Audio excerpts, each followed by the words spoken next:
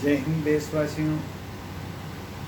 मैं doctor BL Kumawat Achrol Jaipur से एक होम्योपैथिक चिकित्सक हूँ। आज पूरा विश्व समुदाय कोरोना नाम की महामारी के भय से बिल्कुल पूरी तरह ऐसे आतंकित है।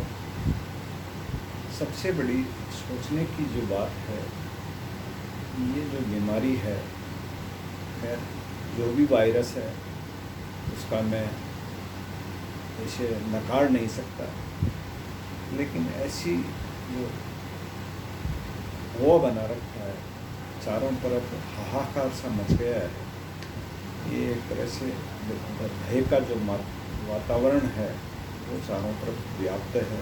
हर आदमी ये सोच रहा है कुछ भी हो सकता है। और जो एलोपैथिक चिकित्सक हैं वो भी एक तरह से जो WHO गाइडलाइन जारी करता है उसी के अनुरूप अपनी चिकित्सा कर रहे हैं।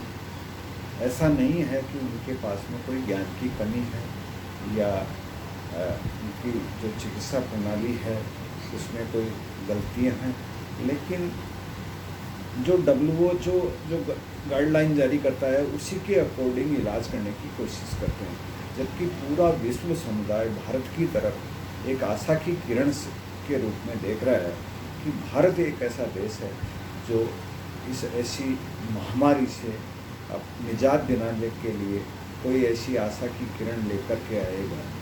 और भारतीय चिकित्सक जो हैं वो ज्ञान उनमें खूब है, लेकिन जो वो गाइडलाइन जारी कर दी जाती है उसी के अनुरूप एक साहब ये इंजेक्शन है, ये कारगर है।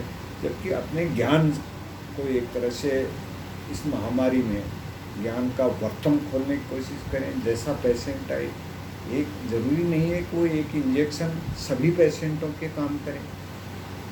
तो मैं जो भी एलोपैथिक के चिकित्सक बंधु हैं उनसे मेरा निवेदन है कि वो अपना जो ज्ञान है, जिन्होंने इस ज्ञान को अर्जित किया है, जो अनुभव उन्होंने लिया है, उस अनुभव के आधार पर चिकित्सा करने की कोशिश करें। एक पटरी पे न चलें।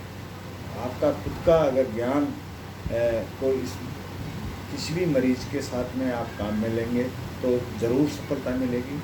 ऐसे ही जो आयुर्वेद और होम्योपैथिक के चिकित्सक हैं उनको भी आगे आकर के अपनी जो चिकित्सीय ज्ञान है उसका वर्तुन खोलना चाहिए। हर कोई जैसे अपने जो भारतीय परंपराएं हैं, भारतीय चिकित्सा ज्ञान है, उस ज्ञान के अनुसार अगर चिकित्सा की जाए तो बहुत कुछ अपन इस बीमारी से निजात पाने में सफल हो सकते हैं। होम्योपैथिक चिकित्सक विशेष रूप से अपनी जो चिकित्सा का जो मूल सिद्धांत है लक्षणात्मक चिकित्सा, तो लक्षणों के आधार पर अगर चिकित्सा करें तो सफलता मिल रही है। ऐसी बात नहीं है कोई सफलता नहीं मिल रही है। और जो मरीज बंधु हैं उनसे भी मेरा ये निवेदन है कि एक तरह से भय से मुक्त होकर के किसी भी चिकित्सक की शरण में जाएं। ये नहीं है कि एक हॉस्पिटल साहब वो VIP हॉस्पिटल है उसी में जा कर के इलाज करवाएंगे तो मेरा इलाज होगा। एक साधारण चिकित्सक जो आपकी PSC पे या कोई CSC पे या कहीं भी बैठा हो, वो भी इस बीमारी का आराम से उपचार कर सकता है। दवाइयाँ तो सब जगह उपलब्ध हैं, तो आप ये भागम भाग न करें कि एक ही साहब उस हॉस्पिटल में वहाँ अच्छा इलाज होगा।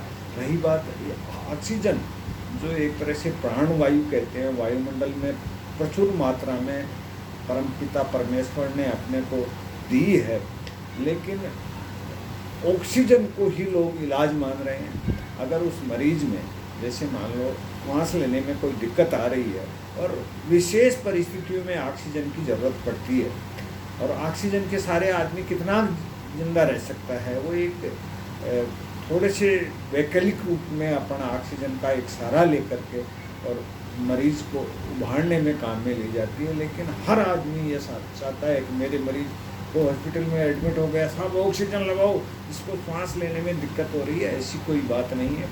चिकित्सक खुद अपना निर्णय लें और कोई विशेष ज़रूरी हो उसी पेशेंट के ऑक्सीजन लगाएं, जिससे ये ऑक्सीजन की जो ऐसे किल्लत महसूस कर रहा है, 5-5 हज़ार रुपये में ऑक्सीजन का सिलेंडर नहीं मिल रहा, ये सोचने की बात है। और जो भी इस चिकित्सा पेशे से जुड़े हुए हैं, वो एक तरह से सेवा की भावना से इस महामारी में चिकित्सा करें।